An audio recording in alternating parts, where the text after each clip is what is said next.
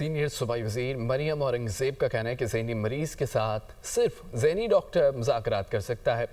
D G I S P R کی press conference قوم کے جذبات کی ترجمانی تھی۔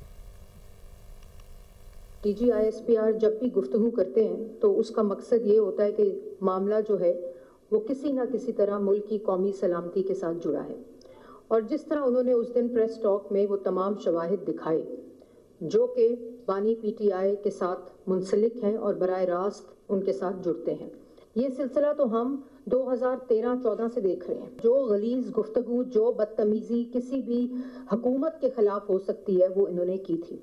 آج جو معاملہ ہے وہ آزادی رائے کا معاملہ نہیں ہے، آج معاملہ پاکستان کی قومی سلامتی کا ہے، اور اگر سب کو پاکستان کا آئین آزادی رائے دیتا ہے تو اس آزادی رائے کے اندر، اس کے استعمال کے اندر قومی اور ملک دشمنی جب لائن تفریق نہیں ہوتی تو پھر وہی آئین اس کی سزا بھی بتاتا ہے۔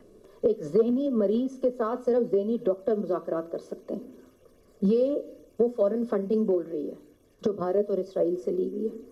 گھٹیا زبان، گندی زبان کسی ادارے کے لیے کسی کی زبان سے نکلی تو اس کو آئین کے مطابق نپٹا جائے گا۔